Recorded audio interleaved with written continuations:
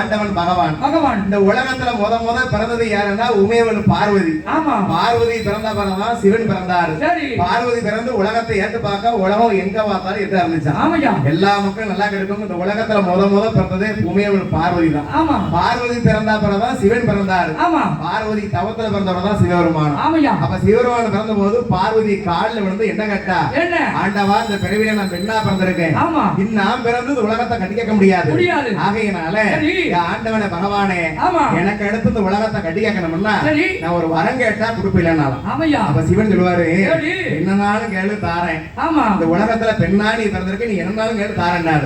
பார்வதி ஆண்டவன் சொத்து சொத்தை கேட்டாளா, இல்ல நகநட்டு கேட்டாளா, இல்ல வீடு வாசல் கேட்டாளா, இல்ல ஆண்டவா இன்னைக்கு அடுத்து உலகத்தை ஆளணும்னா என்ன மாதிரி ஒரு பெண் பிறந்து ஆள முடியாது, எனக்கு தங்கச்சி வர வேணும், அந்த வரத்தை கொடுக்கணும். என்ன கேட்டா, தங்கச்சி வர கேட்டா. ஏன் அண்ணன் தம்பியை கேட்கல? இன்னைக்கு ஒரு அக்கா தங்கச்சி ஒரு 4 பேர் இருந்தாங்கன்னா அக்காளுக்கு உடம்பு சரியில்லைன்னா தங்கச்சி கால்மாட்டில் உட்காந்து அழுவா, தங்கச்சி உடம்பு சரியில்லைன்னா அக்கா தலைமாட்டில் உட்காந்து அழுவா, அண்ணன் தம்பி அழுவா. எது வரைக்கும் அழுவா? அண்ணன் தம்பிக்கு ஒரு பொண்டாடி வரந்தாடி உட்கார்ந்து அழுவா. ஒரு பொண்டாடி வந்துட்டா அன்னைக்கு பரதேச போறவன் தான் கிட்டே வர மாட்டான். அக்காலம் இல்ல தம்பி இல்லன்னு ஓடிய வருவாங்க. எல்லாம் இருக்க மாட்டான். ஊருக்கு 2 கழுதை ஒண்ணி மாதிரி கிடக்கும். அப்படி பார்வதி என்ன சொன்னாலா, எனக்கு தங்கச்சி வர இப்பவே வர